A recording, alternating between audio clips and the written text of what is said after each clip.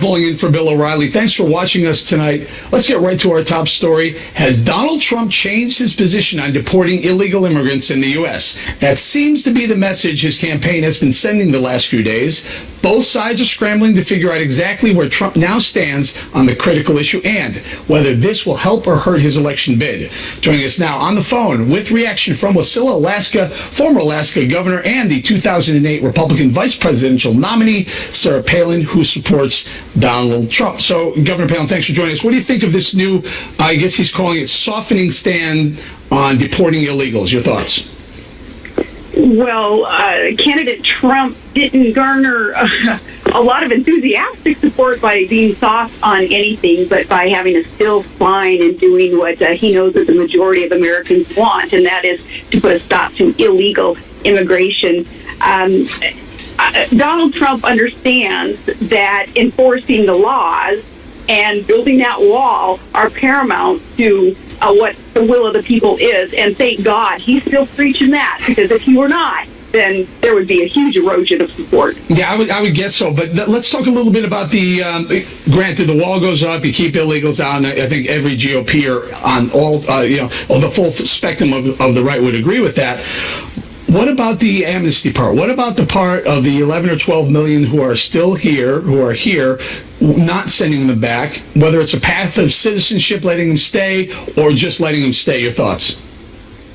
Well, we have to quit incentivizing those who are here illegally, keeping them here by not employing them, not giving them free healthcare, free college, free phones, free Happy Meals, free anything. There is such an incentive to keep people here who are here. They have trespassed illegally. And, Trump really needs to focus on that, is the disincentive that must be put into play in order for these people to not be here. And, softening on the position of illegal immigration isn't going to win over any supporters. More importantly, though, it's not going to help our nation not at all. There's a school of thought, though, Governor, that says that Donald Trump's base is so interested in voting for Donald Trump, it doesn't matter really how much he wavers on his original proposals. They'll vote for him no matter what. And this may be the thing that takes maybe independents over or brings over some Latin Americans, Hispanics, to come over to vote for Donald Trump. Well, granted, you just have to do your ABCs, anybody but Clinton, to understand that no matter what Trump does on immigration, it's going to be better than what Hillary will do, which is incentivize more illegals to come on over and continue this unsustainable, unaffordable, and unfair incentivizing, as we're $200 trillion in unfunded liability in debt, our nation. Hillary will employ practices to just perpetuate that. So anything that Trump does is better. But why would it be that independents or right-thinking Democrats would want to come over to Trump's side just based on this issue once they realize that our nation in such sinful debt as we're leaving to our children and our grandchildren the right. Trillions and trillions of dollars? Why would anyone? Because Governor, there's a whole group. There's a whole group, as you well know, of establishment right Republicans who can't vote for Trump or won't vote for Trump. They don't like his policy. They don't like his no immigration policy, his wall policy, his not allowing illegals to stay. They want a bigger tent. They want to have a little bit more of an amnesty program for illegals. Maybe that he can garner some of that support, or is that support just never going to vote for Trump? They're never going to vote for Trump. Those who would like America to not enforce the laws that are on our books, the American administrators and law enforcement officers to not enforce our laws, why have them on the book then?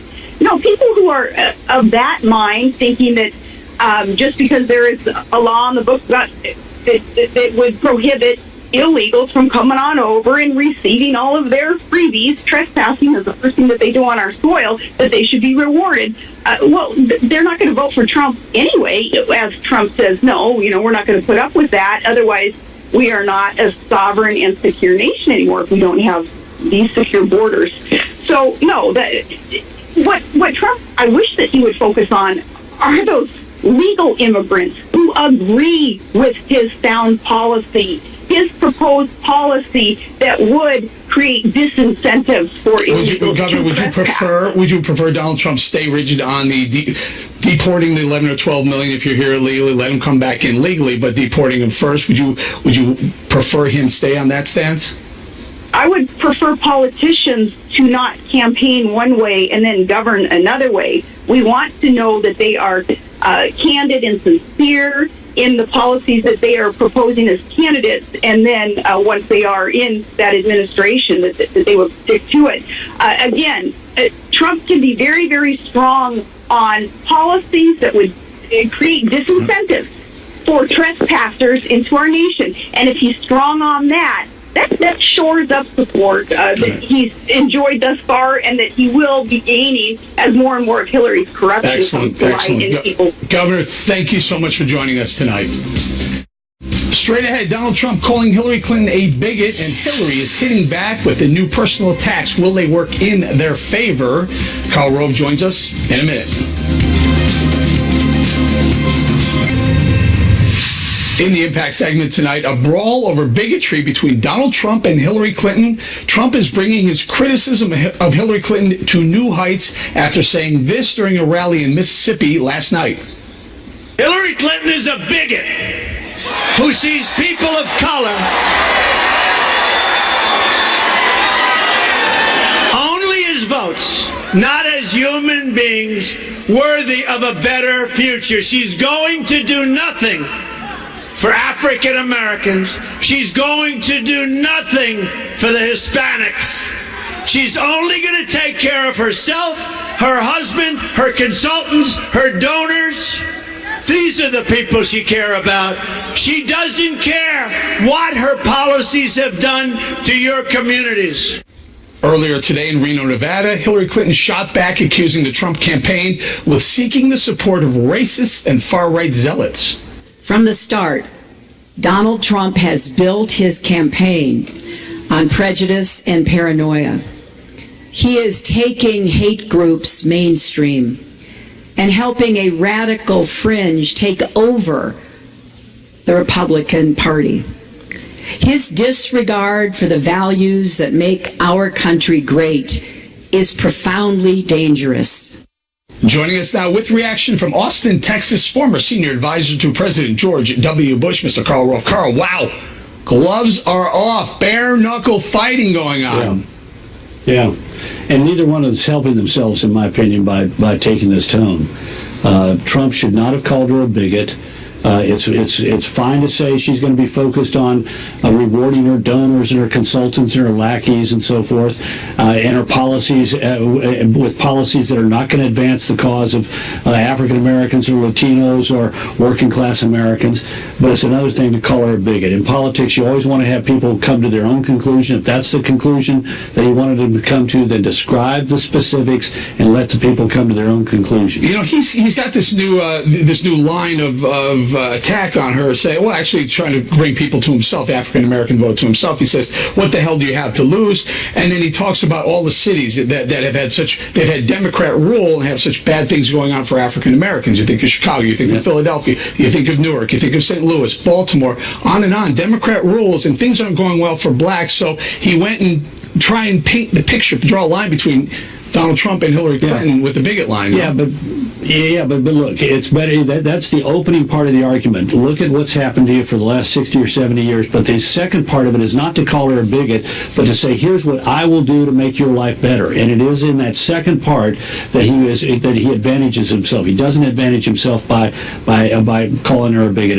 Is he calling Hillary Clinton a bigot? Because earlier today he said, and I'm quoting him, every policy HRC supports is a policy that has failed and betrayed communities of color. I understand it as that's fine. She's a Democrat, but African Americans aren't being helped under Democrats. That's the kind of language you should have, not what he said last night. Go back and replay your own piece of film. He said Hillary Clinton is a bigot. Those are her words, not mine. So yeah, he did call her a bigot. So that was a mistake. He should have used language like you suggested. Now, let's be equal about this. Her language today is wrong, including take a look. She has this video in which she shows the Ku Klux Klan officials. Let me do that. Let me play it. Hold on. Let me play it. Let the audience see you can react. Go ahead. The reason a lot of Klan members like Donald Trump is because a lot of what he believes, we believe in. Donald Trump would be best for the job. For president. Yeah. I am a farmer and white nationalist. Support Donald Trump. Sending out all the illegals, building a wall, and a moratorium on Islamic immigration. That's very appealing to a lot of ordinary white people. Running against Donald Trump at this point is really treason to your heritage. Carl, it's the same thing, is it not?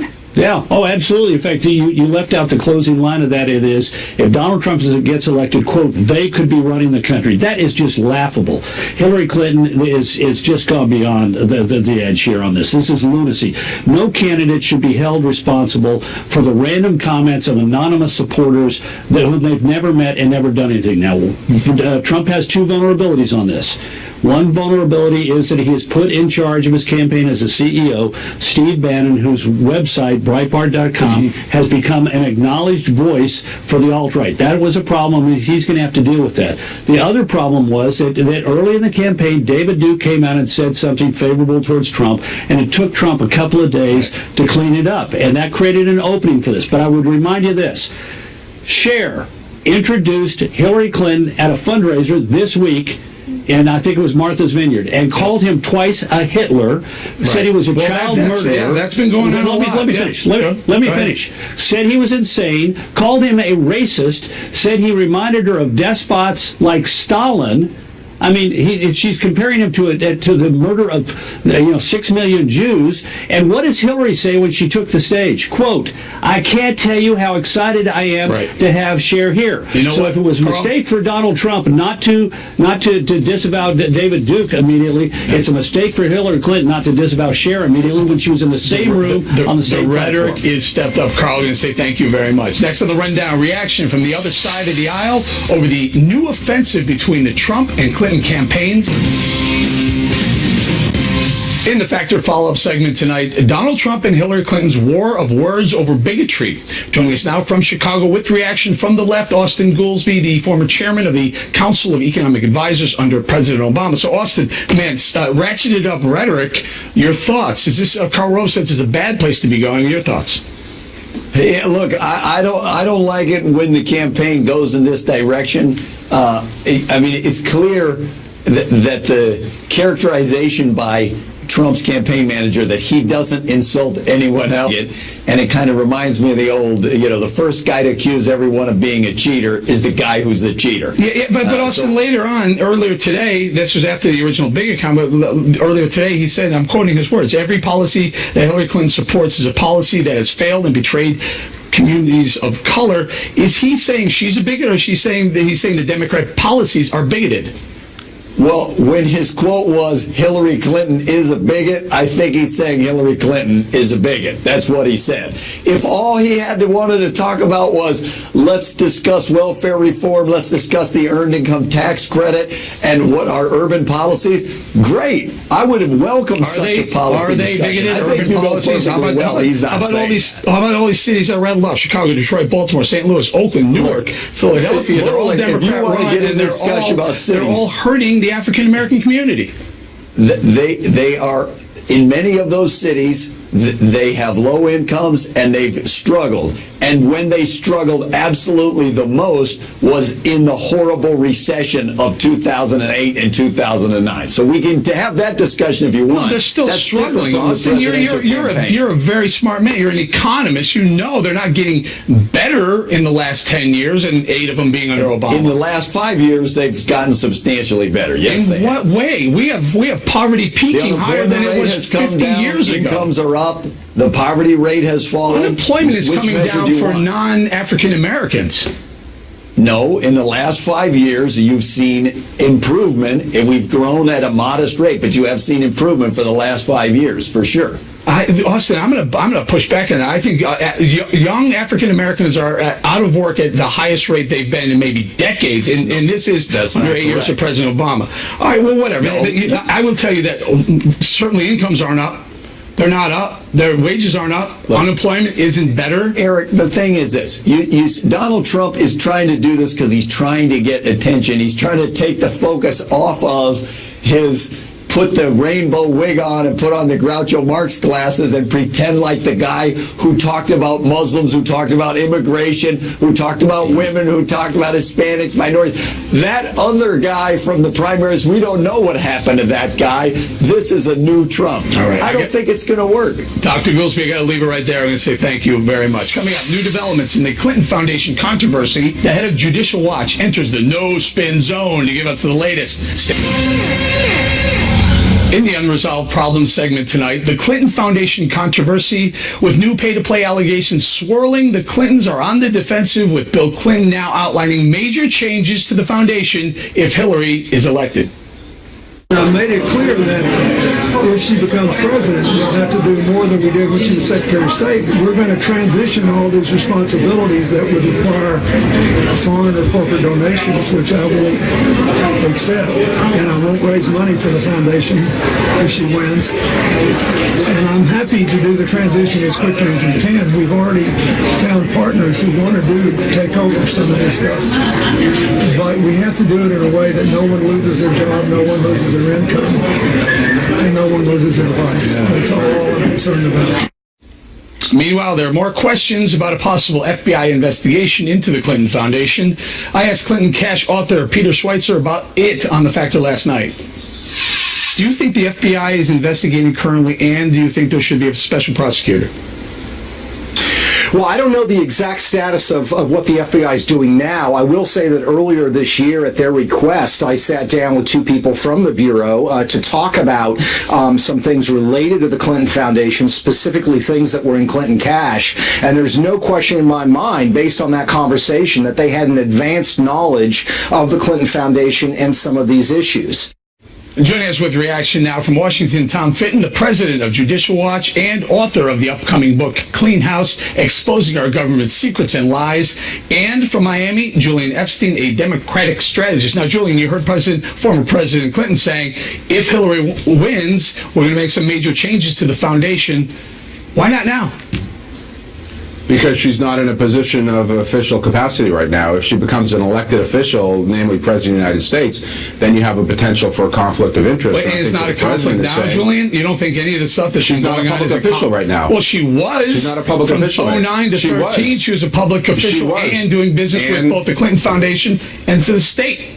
And during that time, there were very clear rules that were laid out. There was a negotiation between the State Department and the Obama White House in terms of exactly what ethical rules would govern that conduct. And nobody, including this AP story that I know you want to get to about these 80 meetings, nobody, not Tom, not anybody else has said. I don't want to get to those. I want to take issue with what you just said. No evidence. The Obama administration recommended that Hillary Clinton set up an advisory board. Guess who headed up the advisory board about all the things that she should or should not be able to do? Guess who headed that up? Hillary Clinton headed that one up. Tom Fitton. There was a specific agreement between the State Department and the Obama administration about how to conduct business. Set up a commission and head it yourself. And none of the ethical rules, none of the State Department ethical rules on any matter relating to the Clinton Foundation was violated. Nobody has shown any evidence whatsoever, Eric, that any donation to the Clinton Foundation was conditioned on access to meeting with Hillary Clinton. Who may have uncovered some of that exact evidence. Tom Fitton, go ahead. Judicial Watch. What have you found? I don't understand what Julian's saying. There's plenty of evidence showing misconduct. Mrs. Clinton promised to be a bright line between the foundation and the State Department. Donors to the foundation were able to get special consideration at the State Department from former officials at the foundation working for Hillary, her two top aides, Cheryl Mills and Yuma Abedin, who shouldn't have been involved in foundation business either, at least for the first 2 years. And then secondly, you've got the foundation promising specifically to not engage in activity that even created the appearance of a conflict of of interest. And contrary to partisan talking points being put out by our other guest here, you have the Boston Globe responding negatively to this, calling on the foundation to be shut down. You've got front page stories in media outlets across the country that aren't terribly friendly to Judicial Watch or the conservative way of looking at things. And you've got the Clintons themselves running away from the foundation in response to these revelations to try to tamp out the fire. Yet it does not go as far as they'd like you to think it goes, because Chelsea Clinton is going to continue to be on the board of the foundation. She hasn't promised to stop fundraising. They're continuing to be able to take money from foreign corporations and foreign governments right now as this person is running for the presidency. If Julian thinks that's appropriate, then he's probably the only person in America who thinks it's appropriate for a sitting candidate for president to take money from foreign nationals. You think it's okay for the Russians to give Hillary Clinton money right now? Tom, if you stop the filibuster. Do you think it's okay, Julian? Tom, let him answer. Yeah, I think so. Foreign entities give to the Bush Foundation, to the Carter Foundation, all kinds of foundations. Are they running for president? The problem with what Tom just said, Tom just said in his 45 seconds that were uninterrupted, is that he made a lot of general statements and he failed to make any specific statement that would be tied to an ethical rule that showed there was a violation. His latest new thing, again, which is a big nothing burger, is this allegation that Clinton Foundation donators, people that donated to the foundation, got special access to Hillary Clinton.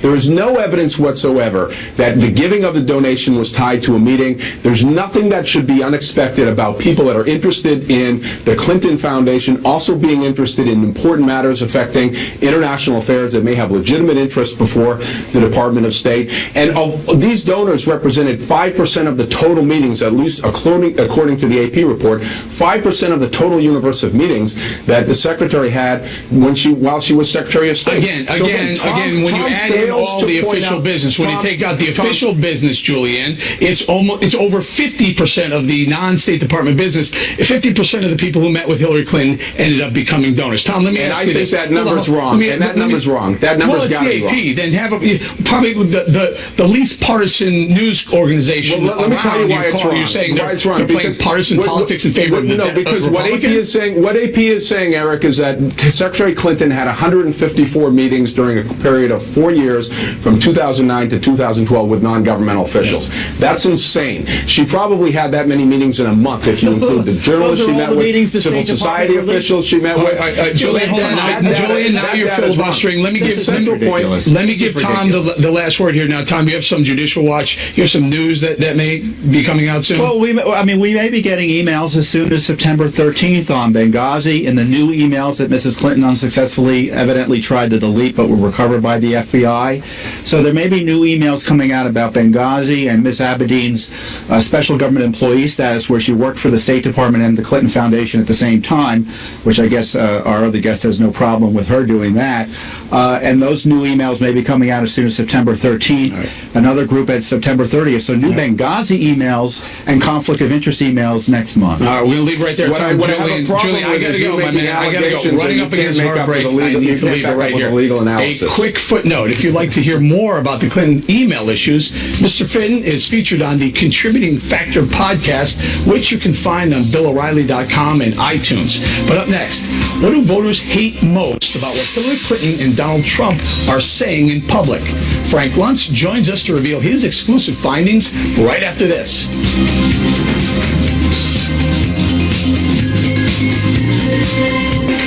Thanks for staying with us. I'm Eric Bowling in for Bill O'Reilly. And in the personal story segment tonight, what Americans hate hearing from Hillary Clinton and Donald Trump. Pollster Frank Luntz did some exclusive research for The Factor, working with 24 registered voters in Philadelphia to find out what Clinton and Trump's statements during the campaign upset them most. First up, Hillary Clinton.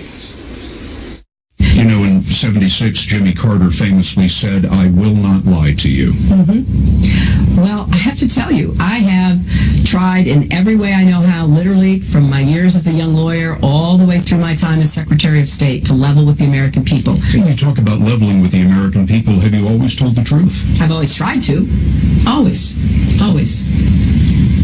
Some people are going to call that wiggle room that you just gave yourself. Well, no, always tried to. No, Jimmy Carter said, "I will never lie to you." You know, you're asking me to say, have I ever? I don't believe I ever have. I don't believe I ever have. I don't believe I ever will. All right, joining us now in studio with more, Frank Luntz. Wow, falling off the edge of that chart there. We have done hours and hours, probably now about 30 hours worth of speeches of the candidates and another 500 ads, and that is the worst response we have ever tested. And it's simple. You either tell the truth or you don't. You don't try to. It's not your intent to. You do or you don't. And the question that Scott Pelley asked her, at least Jimmy Carter said, I will never lie to you. So they look at that and say, you know what? She's not authentic. She's not honest. And that's why 2/3 of Americans don't believe she has the integrity to be president of the United States. All right, let's take a listen to another Hillary Clinton, see how she did it with the dials on this one. I remember landing under sniper fire. There was supposed to be some kind of a greeting ceremony at the airport, but instead we just ran with our heads down to get into the vehicles to get to our base. Problem is, that's not what happened. And we should know, CBS News accompanied the First Lady and daughter Chelsea on that Bosnia trip. That's Senator Clinton talking to me on the military flight into Tuzla. And these are the pictures we recorded of the greeting ceremony when the plane landed. Compare that to Senator Clinton's account. I remember landing under sniper fire. There was no greeting ceremony, and we basically were told to run to our cars. Now that is what happened. Well, look at that, Frank. Even the Democrats on the bottom, the green number, they were even more disappointed with Hillary's answer. So here's what I don't understand. You've got those two amazing examples, and I don't hear anything from the Trump campaign. Why aren't they talking about it? Why aren't they showing it? Why aren't they part of the ads? Why aren't they part of the town halls? Why aren't they part of anything? Over the last 48 hours, Hillary Clinton has been under a systemic attack for her integrity that is actually working. And what is Donald Trump doing? He's insulting her and calling her a bigot in Mississippi, of all places. A state that if he can't win, then he's going to lose in the biggest landslide ever. I don't understand that campaign. Well, this one, this whole bigot thing seemed to really resonate because now she's hitting back Donald Trump. And you know why she doesn't want that to stick. Do you know why she wants that? Because it will never stick. They've now changed the issue. For 48 hours, it was her emails and improper behavior of the Clinton Global Initiative. And now suddenly the issue has changed, and she's loving every minute of it. I know that your viewers, I know what they care about this campaign, and I know what they want to have happen. Well, I'm sorry, but unless Donald Trump gets his act together, and unless that campaign starts to focus on what voters really care about, which is the integrity of the next president, then they're going to lose. You got one more. Let's do it. Let's see how Trump did. Have you ever been to Arlington Cemetery? Go look at the graves of brave patriots who died defending United States of America.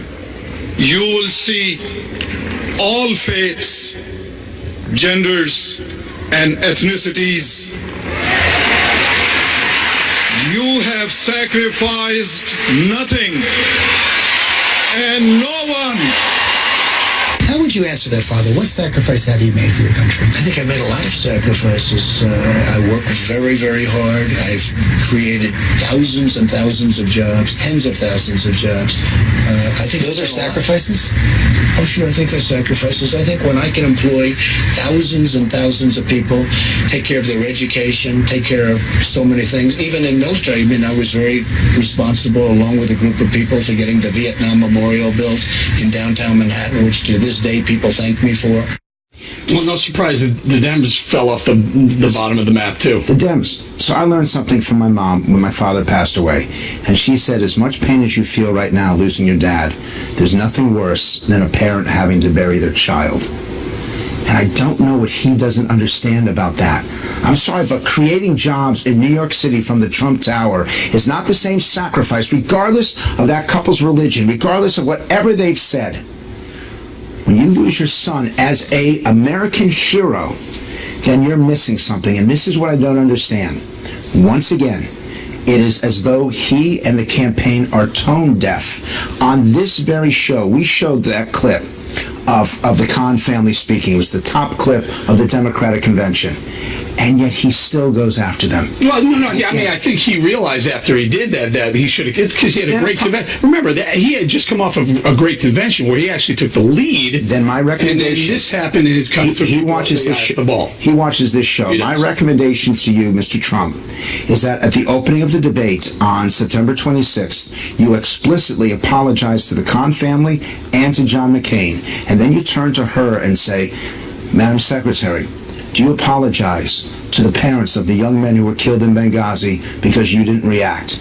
Do you apologize to the millions of Americans who you have misled through your foundation? If he does that... Maybe you can work with the campaign as debate prep. I don't want... You can work over Trump Tower. My job is to listen. My job is to listen to the American people. I got to go. Frank, thank you very much. Thank you. Directly ahead, Donald Trump accelerating his shift on illegal immigration, but is it too late to make a difference for his campaign? That debate in a minute. In the election 2016 segment tonight, Donald Trump's softening on illegal immigration. Last night, Trump gave new details about how he'd handle illegal immigrants in the country. They'll pay back taxes. They have to pay taxes. There's no amnesty as such. There's no amnesty. Right. But we work with them. Now, okay, but when I look at the rooms, and I have this all over, now everybody agrees we get the bad ones out, but when I go through and I meet thousands and thousands of people on this subject, and I've had very strong people come up to me, really great people come up to me, and they've said, Mr. Trump, I love you, but to take a person that's been here for 15 or 20 years and throw them and the family out, it's so tough, Mr. Trump. I mean, I have it all the time. It's a very, very hard thing.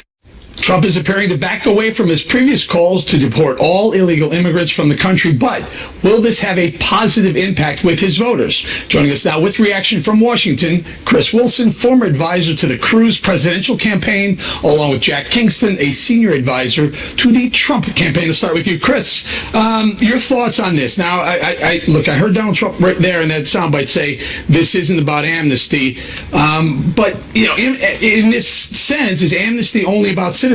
Talk to me. Well, it's what it is, as I understand what the Trump campaign is trying to do. They're trying to soften the rhetoric. They're trying to pivot for a general election, and I get that.